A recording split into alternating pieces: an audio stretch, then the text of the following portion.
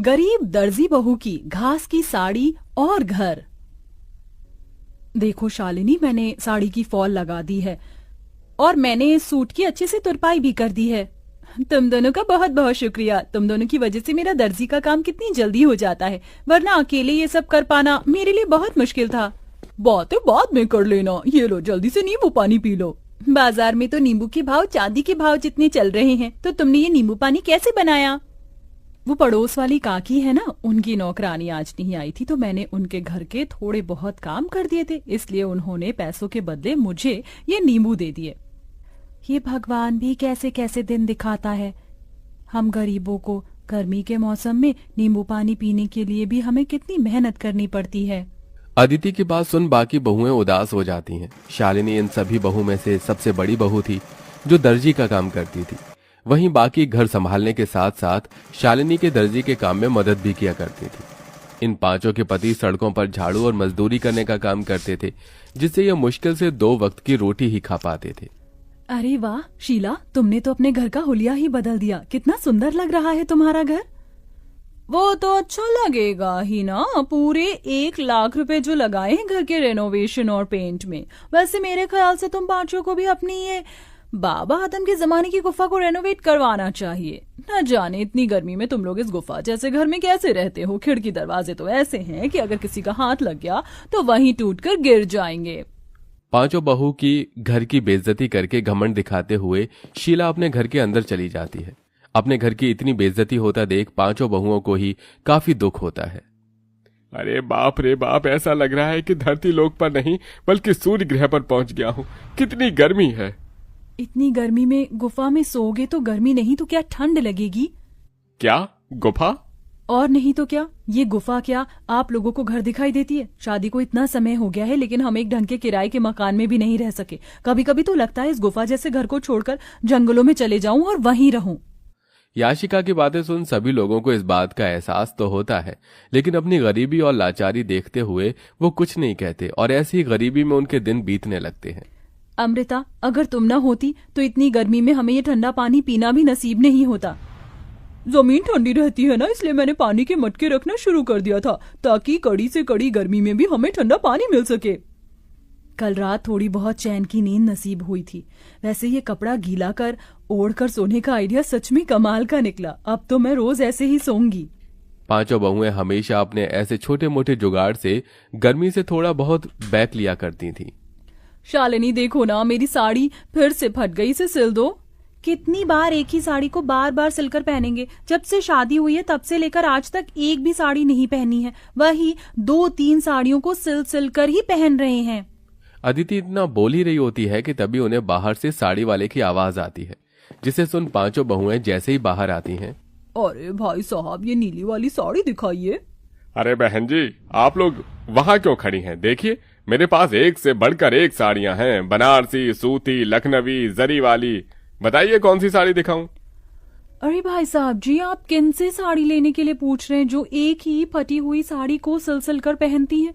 इनकी एक सूती की साड़ी लेने की तो औकात नहीं है। ये क्या ही महंगी साड़ियां लेंगे। अपनी पड़ोसन मोना और अलीशा को अपनी इतनी बेइज्जती करता देख पांचों बहू की आंखों में आंसू आ जाते हैं और वो सीधा घर के अंदर चली जाती हैं। पांचों बहुएं इस गर्मी और गरीबी से परेशान हो चुकी थीं। पांचों बहुएं आंगन में बैठ एक दिन झाड़ू बर्तन कपड़े कर रही होती हैं कि तभी अचानक जोरों से हवाएं चलनी शुरू हो जाती हैं। लगता है बहुत जोरों से तूफान आने वाला है। चलो जल्दी घर के अंदर चलते हैं। पांचों बहुएं जैसे ही घर के अंदर जाने लगती हैं कि तभी तेज आंधी की वजह से उनके घर की छत उड़ जाती है और साथ ही साथ उनके घर की दीवारें भी टूटकर बिखर जाती हैं। हे भगवान, ये तूफान गांव में नहीं बल्कि हमारी जिंदगी में आया। अब हम लोग कहाँ रहेंगे? अपने घर के टूट जाने की वजह से पांचों बहुएं बहुत रोती हैं।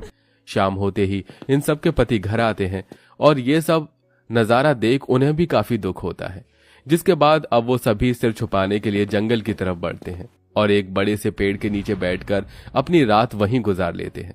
जहां ये सभी लोग रहते थे वहां पर एक बड़ी सी नदी भी बनी हुई थी जो तूफान की वजह से काफी गंदी हो गई थी, जिसे देख पांचों उस नदी की सफाई करते हैं और ऐसे ही उनके कई दिन गुजर जाते हैं।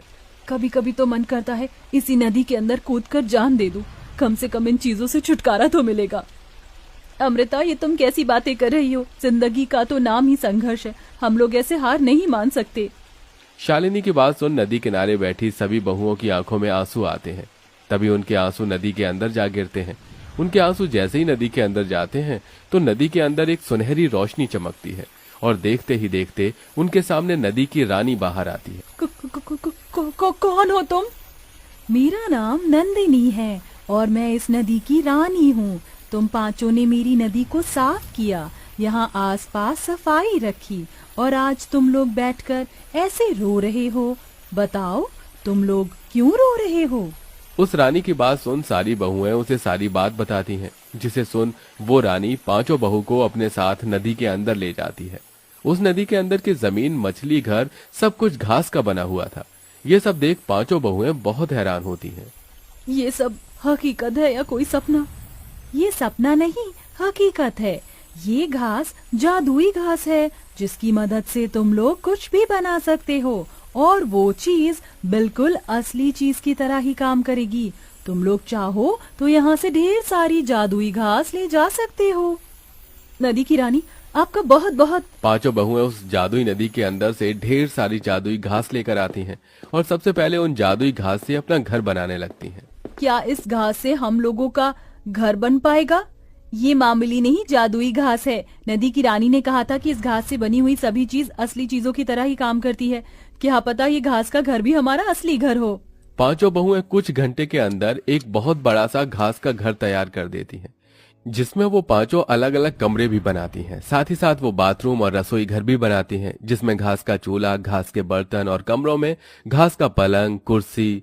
जादुई घास होने की वजह से सारी चीज असली चीजों की तरह बिल्कुल मजबूत हो चुकी थी। मुझे तो यकीन ही नहीं हो रहा कि हम लोग अपने घर के अंदर खड़े हैं, वो भी एक ऐसा घर जो असली घर से भी ज्यादा मजबूत और अच्छा हो। अब तो हम यहाँ आराम से रहेंगे। जादुई घास होने की वजह से हमारा ये घास का घर भी कितना ठंडा है। अब तो यहाँ हमें बिल्कुल भी गर्मी नहीं लगेगी। पांचों बहुएं अपने अपने पतियों के साथ आराम से घर में रहती हैं और ऐसे ही कुछ दिन गुजर जाते हैं। सच में अब तो हद हो गई है। मन कर रहा है ये बची कुची साड़ी ले जाकर फेंक दूं। क्या हुआ अदिति, तुम इतने गुस्से में क्यों हो? गुस्सा ना करूं तो खुशी के मारे नाचूं। उस दिन तुमसे साड़ी सिलवाई थी, देखो आज फिर से ये साड़ी फट गई। अदिति की बात सुन शालिनी के मन में एक ख्याल आता है, जिसके बाद शालिनी दोबारा उस जादुई नदी के अंदर जाती है और वहां से ढेर सारी जादुई घास लेकर आती है और अपनी सिलाई मशीन पर बैठकर कुछ घंटे के अंदर ही घास की बनी हुई 5 साड़ियां तैयार कर देती है। साड़ियों के बॉर्डर पर वो तरह तरह के फूल भी लगाती है, जिसके बाद अब जैसे ही पांचों बहुएं उस घास की साड़ियों को पहनती हैं, इस घास की साड़ी को पहनकर तो ऐसा लग रहा है कि मानो जैसे मैंने रुई की साड़ी पहन रखी हो। अब इन घास की साड़ियों में हमें बिल्कुल भी गर्मी नहीं लगेगी और हम आराम से रहेंगे। पांचों बहुएं उस घास की साड़ियों को पहनकर काफी खुश होती हैं। जिस तूफान से इन पांचों का घर टूटा था, उस तूफान में गांव में और भी कई लोग थे जो बेघर हो गए थे। ये सब देख पांचों बहुएं उन लोगों के लिए जादुई घास से घर बनाती हैं। अरे आप लोग तो हमारे लिए देवी हो। जो चीज सरकार और अमीर लोग न कर सके वो आपने कर दिया। आपका एहसान हम कैसे चुकाएंगे। जादुई घास के घर बनाने के साथ साथ पांचों बहुएं गरीब औरतों के लिए घास की साड़ियां भी बनाती हैं, जिन्हें वो काफी सस्ते दामों में बेचती हैं। बरसों से सपना था कि सूती की साड़ी लूंगी, लेकिन हमेशा पैसों की कमी की वजह से ना ले सकी। लेकिन आज आपकी वजह से मैं रुई जैसी मुलायम साड़ी पहन सकूंगी। आपका बहुत बहुत शुक्रिया। जरूरतमंदों की मदद कर पांचों बहू काफी खुश थीं। वो घास की साड़ी बेचकर थोड़े बहुत पैसे भी कमा लिए थे, जिनको अब वो बुटीक में लगाती हैं और बुटीक खोलती हैं। घास की तरह तरह की ड्रेस बनाकर बेचती हैं और अब उन सब के पति अपना खुद का काम शुरू कर देते हैं, जिससे अब धीरे धीरे उनकी जिंदगी सही राह पर आने लगती है।